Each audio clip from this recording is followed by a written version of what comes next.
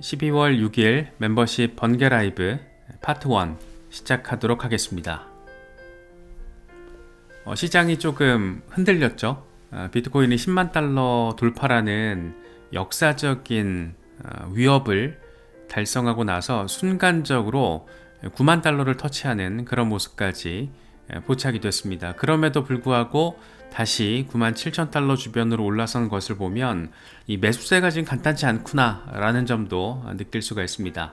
그 덕에 지금 알트들도 좀 질려있는 그런 모습들 나오고 있는데, 사실 주요 라인은 다 지켜주고 있어요. 그게 저는 조금 더 신기한 것 같아요.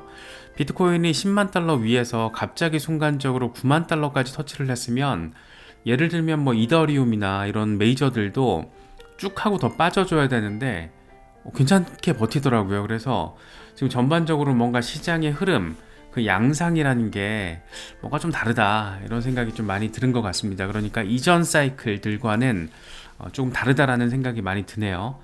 특히나 이 와중에 이 짙은 녹색을 보이면서 4.2달러대를 기록하고 있는 이 수위를 바라보고 있으면 와, 진짜 어마어마하다는 생각이 들고, 뭐 랜더 같은 경우에도 반응이 살짝 나와주고 있고, 뭐 약간 시총 작은 애들도 펌핑이 나와주고 있습니다. 그래서 전반적으로는 알트 시즌다운 모습이 포착되고 있다라는 거, 이런 부분들도 참고를 하시면서 당분간은 어느 정도의 박스권 횡보 상황을 비트코인이 보여줄 수 있기 때문에, 여기서 이제 약간 준비가 안 된 경우에는 내 마음까지 함께 횡보할 수가 있는데 굳이 그럴 필요 없다, 뭐 이렇게 조금 생각을 개인적으로는 하고 있습니다. 비트코인 흐름 재밌습니다. 이 바이낸스 기준으로는 9만 달러를 살짝 빵 하고 찍었더라고요. 그래서 깜짝 놀랐는데, 어쨌든 그럼에도 불구하고 다시 9만 7천 달러 주변까지 반등세가 잘 나와주고 있습니다. 사실 어마어마하죠. 10만 달러 위에서 자리를 해줬다라는 게 뭔가 약간 신기하기도 하고, 진짜 했네, 뭐 이런 생각도 들고, 그러니까 너무 좋은데 진짜?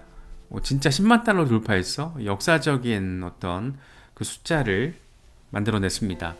그래서 뭐 본격 조정의 시작이다, 이런 얘기도 나오고 있고, 지루한 박스권 행보가 당분간 이어질 것이다, 반등이 언제쯤 이뤄질 것인가 조금 어렵다, 뭐 여러 가지 얘기들 나오고 있는데, 저는 개인적으로는 뭐 며칠이 될지 몇 주가 될지 모르겠지만 어느 정도는 비트코인이 살짝 박스권 안에서 이 사이드 횡보하는 모습을 보여주지 않을까, 보여줘야 하지 않을까, 그렇게 조금 단단하게 다지기를 보이는 모습, 그 와중에 이제 알트들이 팡팡 펑펑 미쳐 날뛰는 그런 상황으로 예쁘게 좀 이렇게 흐름이 이어지면 좋겠는데, 이건 조금 더 지켜보면은 방향성을 명확하게 우리가 파악할 수 있지 않을까 생각됩니다. 공포 탐욕 지수는 하루 전보다 6포인트 오른 84를 기록하면서 극단적인 탐욕 단계가 조금 더 강화된 모습을 보이고 있습니다. 비트코인 도미넌스 쭉쭉 빠져줘야 하는데 벌써 그래도 55%까지 빠져줬어요. 되게 좀 신기하지 않나요? 저는 개인적으로 이런 거 바라보고 있으면 어떻게 이렇게 시장의 흐름이라는 게 예측 가능 범위 안에서 움직여주나, 이것도 되게 신기하고, 이렇게 한꺼번에 쭉 빠져주는 모습이 단기간에 펼쳐지고 있다는 것도 굉장히 아주 많이 섹시하게 느껴지는 것은 꼭 기분 탓만은 아닌 것 같습니다.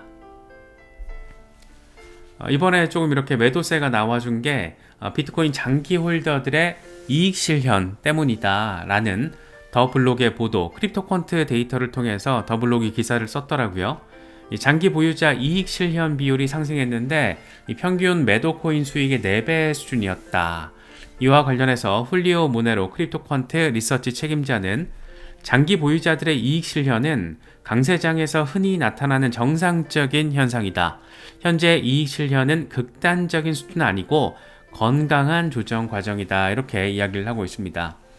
모든 급등 뒤에는 어느 정도 조정도 있고 다지기도 있고, 그렇게 조금 더 건강한 조정의 양상을 또 보여줘야지 조금 더 강력한 다음 행보를 보일 수 있기 때문에, 지금 이런 어떤 우리가 바라보고 있는 상황이 괜찮다라는 얘기를 하고 있는 거고, 사실 괜찮죠? 10만 달러를 돌파했는데 9만 달러 찍고 다시 9만 7천 달러에 있다라는 거 되게 신기할 정도로 매수세가 강력하다라는 걸 지금 보여주고 있습니다. 웨일 와이어 애널리스트 제이콥 킹 재밌는 얘기를 합니다. 비트코인이 10만 달러 돌파 하루도 지나지 않아서 10% 넘게 하락했다. 일부 열렬한 비트코인 지지자들은 비트코인이 가치 저장 수단이라고 주장하면서 역대 최고가에 매수하라고 유도한다. 하지만 비트코인은 실제로 USDT에 의해서 인위적으로 유지되는 거대한 함정에 불과하다. 비트코인은 다음 약세장에서 10,000달러 이하로 쉽게 급락할 수 있다. 마치 시한폭탄 같다. 되게 굉장히 오랜만에 비트코인 10,000달러 얘기를 하는 사람을 접하게 된 것 같습니다. 개인적으로는 이런 일은 벌어지지 않을 거라고 생각을 하는데 지금 비트코인을 가치 저장 수단이라고 주장하는 사람들을 비판하는 걸 보니 트럼프도 비판하는 것 같고 아무튼 여러 가지 생각이 드는데 10만 달러를 돌파하고 비트코인이 살짝 조정을 받으니까 이런 얘기까지도 나오고 있다라는 게 정말 한치의 어떤 오차가 없어요. 약간 역사적인 고점을 만들어내니까 이런 얘기 바로 나오고 있다라는 거 되게 재밌게 느껴집니다. 비트코인 1만 달러 얘기가 오랜만에 나왔는데 블록체인 비즈니스 협회의 사무엘 아메스란 사람은 이런 얘기를 합니다. 플로리다주가 내년 1분기에 비트코인 전략자산 비축 가능성 매우 높다. 플로리다는 이미 연기금을 통해서 비트코인과 암호화폐와 관련해서 투자까지 진행한 상태다. 사실 지금 어떤 이 전체적인 포맷, 전체적인 프레임 자체가 이전 사이클과는 일괄적으로 비교하기가 조금 어려운 게 이게 지금 비트코인이 국가적인 이슈가 돼버렸잖아요. 국가 내지는 국가 수준의 미국의 각 주는 이제 국가 수준의 다른 나라들과 비교했을 때 국가 사이즈이면서 형태도 그렇게 갖추고 있잖아요. 그래서 지금 비트코인이 다시 10,000달러로 내려간다면 미국 경제가 무너집니다. 지금 이런 상황에서 다시 다음 사이클 예를 들어서 20만 달러 돌파 이후 어느 20만 달러지 15만 달러지 모르겠는데 역사적인 고점을 만들고 약세장 국면으로 갔을 때 이게 10,000달러로 가게 된다라면 미국 경제가 무너지겠죠. 당장 지금 미국 정부 차원의 전략 준비 자산이 될 거기 때문에 어떤 관점 자체가 이전과는 조금 많이 달라졌는데 여전히 과거 사이클 프레임에 갇혀 있으면은 이제 이런 얘기를 할 수 있는 거죠. 그래서 약간 전 개인적으로는 이런 멘트 하는 사람들 되게 좀 한심하게 느껴지는데 아무튼 그렇습니다. 그래서 지금은 약간 프레임 자체가 바뀌었기 때문에 시장이 조정을 받더라도 이런 수준의 약간 90% 폭락? 이거는 조금 어려울 거다. 이제 현실적으로 마켓 메이커 님들께서 가만히 있지 않을 거다. 당장 개미들만 하더라도 지금 받쳐주는 매수세가 있잖아요. 그런데 기관들은 계속해서 들어오고 있고 그게 가속화될 가능성이 높고 그렇기 때문에 이런 10,000달러 이런 주장은 조금 이제 설득력이 떨어지는 어떤 단계로 오지 않았나, 그 어느 때보다 그런 생각도 듭니다. 마이클 셀러 딱 그런 얘기 하죠. 비트코인이 18만 달러까지 상승한 뒤에 14만 달러까지 급락을 할 거다. 이때 사람들은 또다시 겁을 먹을 것이다. 고점 18만 달러 만들고 조정은 분명히 오는데 까짓 거 그래봤자 30-40% 조정 오는 거지 이런 얘기 지금 하고 있는 거죠. 그래서 10,000달러 내려간다라고 하면 다 팔아야죠. 다 팔아서 비트코인 사야죠. 근데 그런 기회는 안 올 것 같아요. 지금 세상의 흐름 자체가 그쪽으로는 방향성이 지금 전혀 아니기 때문에 약세장으로 전환해서 비트코인이 의미 있는 조정을 받더라도 저건 좀 오버다, 이런 생각이 좀 듭니다. 오늘 밤에 한 방 더 아래로든 위로든 방향성이 나올 수 있습니다. 지금 미국 비농업 고용지수 노동 데이터가 오늘 밤 한국 시간으로 10시 반에 발표가 됩니다. 지금 금리 이슈가 일단 세미 패드워치에서는 이번 달에 71.8% 수준으로 0.25%포인트 금리 인하를 예상을 하고 있는데 고용 데이터 나오는 상황에 따라서 이게 조금 더 내려갈 수도 있고 가능성이 그렇게 되면은 암호화폐 시장과 어떤 위험자산 시장들 주식 시장이 조금 하방 압력을 받을 수도 있고 데이터를 좀 봐야 되는 그런 상황입니다. 하지만 그럼에도 불구하고 어쨌든 연준 의장이 나와서 비트코인은 금과 같은 위험자산이고 디지털 골드다라고까지 지금 말을 해버린 상황이기 때문에 너무 이렇게 단기 데이터에 따른 단기 흐름에 우리가 너무 쫄 필요는 없지 않나 라는 생각도 전 개인적으로는 조금 많이 드는 것 같습니다. 리얼비전 그룹의 제이미 쿠츠, 비트코인은 유동성이 악화하는 환경에서도 올타임 하이를 경신했다. 만약 유동성 상황이 더 악화된다면 이 같은 상승세는 오래가지 못할 것이다. 반면 상황이 개선된다면 일시적인 조정이 있을 수 있지만 다시 상승할 가능성이 크다라고 이야기를 하고 있습니다. 상당히 담백하게 느껴지는 멘트죠. 그러면서 이번 사이클에 대해서 매우 긍정적인 전망을 나는 가지고 있다. 중앙은행들이 추가적인 유동성을 투입할 거라고 예상한다. 그러나 2020년과 지금 현재 유동성 사이클이 매우 다르다라는 점을 인식해야 한다. 이번 사이클에서는 정부의 대규모 현금 지원과 양적 완화는 없을 것이다. 이렇게 부연을 하기도 했습니다.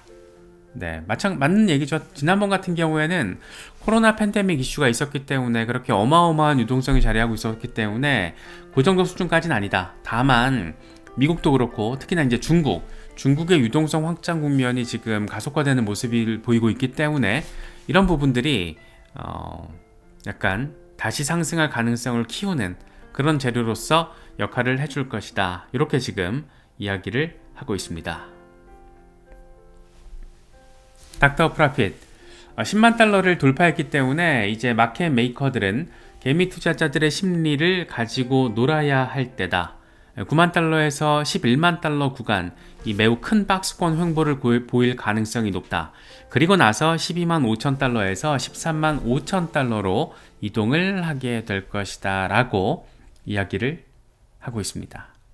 네, 딱 이 박스권이 좀 빡세긴 한데 우리는 지금 비교적 최근까지 6만 달러에서 6만 9천 달러 박스권을 주목을 하면서 그 구간에서 오르락 내리락 시세의 흐름, 이에 따라서 우리의 마음도 오르락 내리락 그런 흐름을 따라서 경험을 했었는데 지금은 이제 판이 바뀌어서 9만 달러에서 11만 달러 박스권 얘기를 지금 하고 있습니다. 그래서 이 박스권의 흐름 안에서 비트코인이 어떤 일련의 사이드 횡보 양상을 보여줄 때 여기서 조금 더 빠지기도 하고 반등하기도 하고 이런 흐름들이 나올 텐데 또 얼마나 많은 개미들이 털려나갈까 싶기도 하고 마켓 메이커들은 이런 심리를 알고 있기 때문에 이미 10만 달러를 돌파했던 비트코인을 9만 달러 초반에 매수하면서 손바뀜을 유도할 가능성이 아주 많이 매우 높습니다. 그래서 시장 마켓 메이커들, 말이 좋아서 시장 조성자들이지 저는 시장 조작자들이라고 생각을 하는데 얘네들한테 놀아나지만 않으면 성공한 거다. 그리고 나서 12만 달러 위에서 뭔가 일부 차익 실현도 하고 이러면 되는 거다. 굉장히 심플하게 우리가 조금 바라보면 내 마음도 편하고 내 계좌도 편하고 모두가 편하고 모두가 행복한 세상이 되지 않을까, 뭐 그런 생각이 들기도 합니다. 그래서 요런 멘트 조금 기억을 해두시면 좋을 것 같아요. 이 박스권 양상. 분석가 알리의 경우에는 지난 두 번의 사이클의 경우에는 시장 바닥에서 최고점까지 1065일이 걸렸고 바닥에서 다음 바닥까지 1430일이 걸렸다. 이런 패턴이 반복된다면 내년 10월에 이 사상 최고가에 도달하게 될 것이다. 과연 이게 20만 달러 언저리가 될지 아니면 35만 달러에서 40만 달러까지 가게 될지 모르겠는데 분석가 알리 같은 경우에는 두 개로 지금 분석해서 나눠서 이야기를 하고 있습니다. 맥스, 내 말 좀 들어봐. 22만 달러까지 큰 하락 없을 거야. 너무 쫄지 말어. 지금 잘 가고 있어. 진짜 10만 달러 뚫었잖아.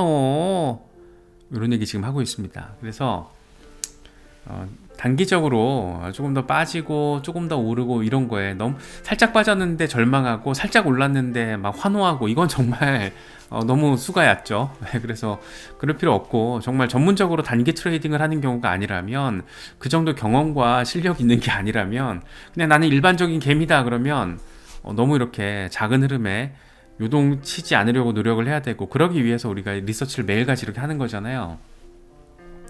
단기 흐름에 어떤 마음이 요동치면 내 자산도 요동치고 패닉셀에 동참하게 될 가능성도 높고 그게 바로 마켓 메이커들이 노리는 거다. 이런 생각들도 한 번씩 더 해보시면 초보자분들이라면 더 좋을 것 같습니다.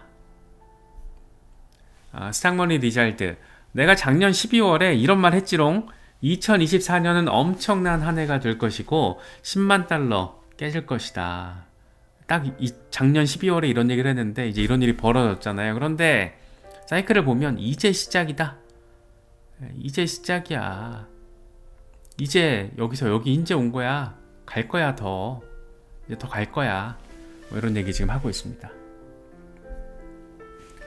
이건 크립토 타이탄 주간 차트인데 컵 앤 핸들 패턴이 굉장히 예쁘게 지금 마련됐기 때문에 11만 달러 갈 거야. 그런데 당연히 조정 올 수 있지 하면서 9만 달러 언저리에 지금 얘기를 해놨는데 이미 지금 한번 갔다가 왔잖아요. 그래서 여기서 이제 바로 갈지 한번 이렇게 또 의미 있게 고점 만들고 저항받는 모습을 보일지 아니면 여기서 좀 헤매다가 이렇게 갈지는 모르겠습니다만 지금 미국 정치권에서 굉장히 의미 있는 호재성 재료들이 쏟아져 들어오고 있기 때문에 이런 것들이 조금 시간을 우리가 어떤 생각하는 것보다는 더 단축시킬 수도 있지 않을까, 뭐 그런 생각도 충분히 할 수 있지 않나 생각됩니다. 블룸버그의 경우에는 비트코인 10만 달러 돌파 이후에 풋옵션 매수가 증가했다라는 내용을 기사로 썼더라고요. 비트코인이 10만 달러 돌파 이후에 일부 트레이더들이 하락 가능성에 대비해서 풋옵션을 매수했다.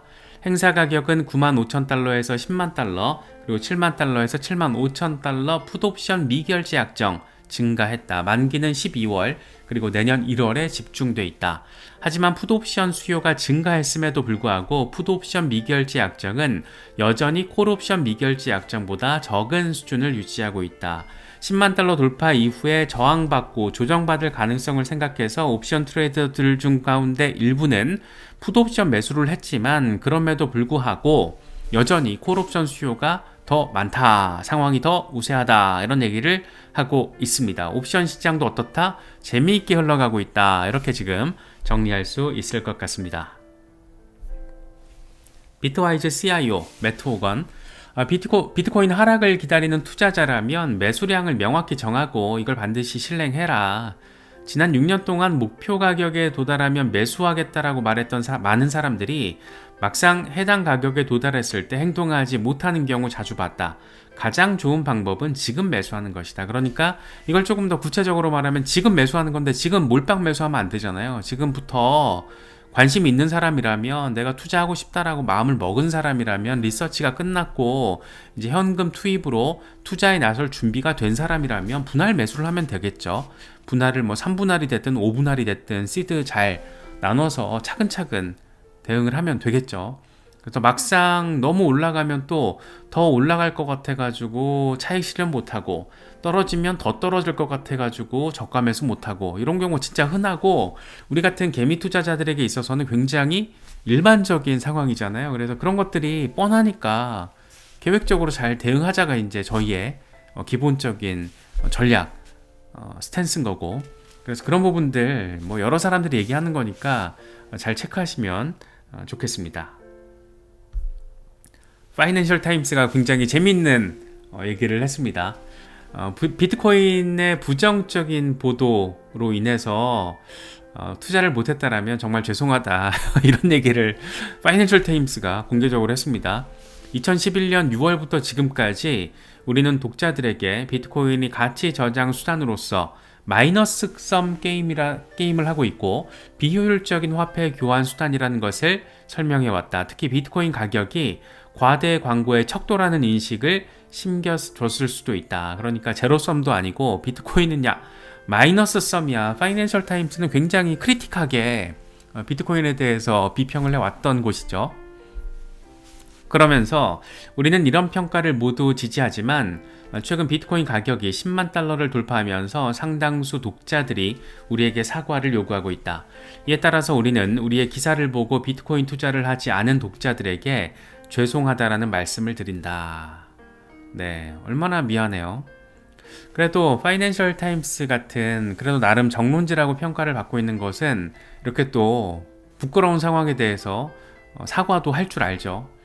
우리나라 같은 경우에는 약간 질적으로 너무 다 이렇게 조금 많이 떨어지다 보니까 정작 일반 국민들의 언론의 자유는 보장이 안 되고 언론사의 자유만 요구되는 그런 시대를 우린 지금 살고 있잖아요.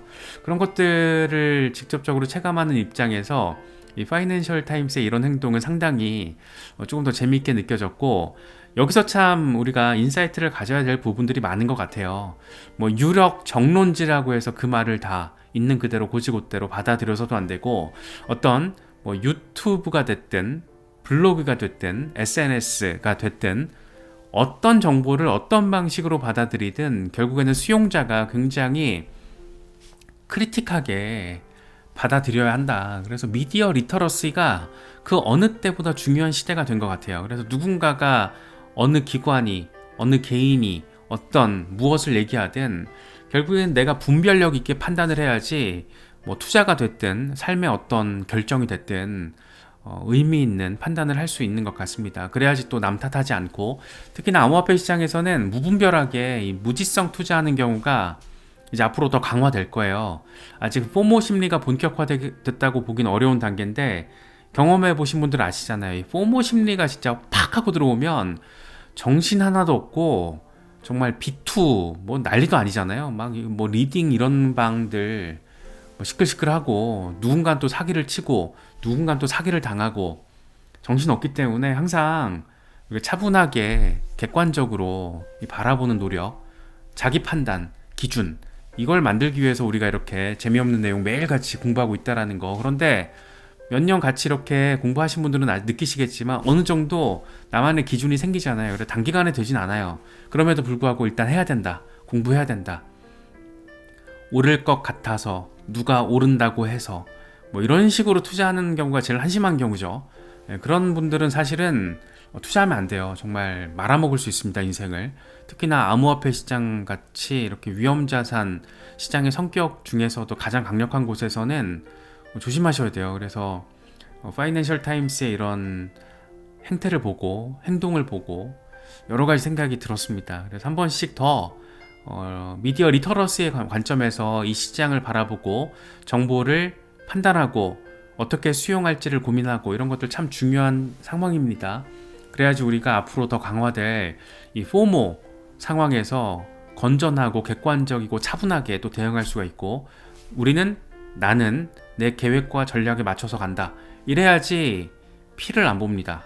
그래서 그런 부분들, 특히나 초보자분들은 진짜 고민 많이 해보셔야 되고, 뭐 어느 정도의 경험칙과 전문성이 있으신 분들이야 뭐 알아서 잘 하시니까 상관없는데, 경험도 없고 공부도 안 돼 있는 상황에서 무지성으로 투자하다가, 사실 최근 한 달은 괜찮았잖아요. 무지성 투자를 하더라도.